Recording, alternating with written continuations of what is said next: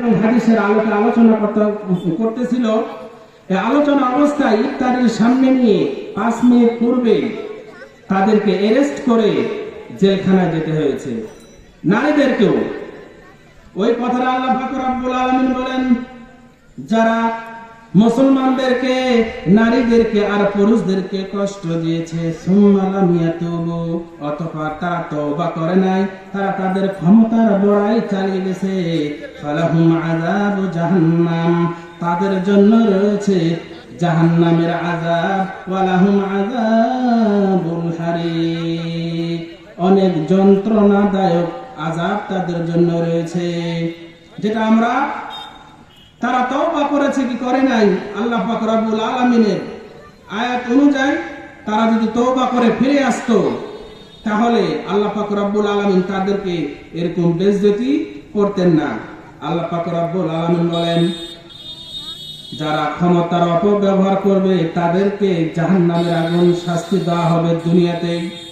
তারপরে ইন্নাল্লাযীনা আমানু ওয়া আমিলুস সালিহাত, নিশ্চয় যারা ঈমান এনেছে, ওয়া আমিলুস সালিহাত, শুধু ঈমান এনে বসে থাকে নাই, সালাত করেছে, সিয়াম পালন করেছে, হজ করেছে, যাকাত দিয়েছে, এরকম লক্ষ্মীডাঙ্গি বাসীর মতন সুন্দর সুন্দর মাহফিলের আয়োজন করেছে, তাফসীরুল কুরআন মাহফিলের আয়োজন করেছে, ওয়া আমিলুস সালিহাত, ভালো কাজের আমদান দিয়েছে, আমলে সালেহ করেছে, লাহুম জান্নাতুন তাজরি মিন তাহতিহাল আনহার, তাদের জন্য প্রস্তুত করা হয়েছে জান্নাত এবং যার তলে রয়েছে ঝর্ণা, যালিকাল ফাওজুল কাবীর, আর এটাই হচ্ছে তাদের জন্য সবচাইতে বড় চাওয়া।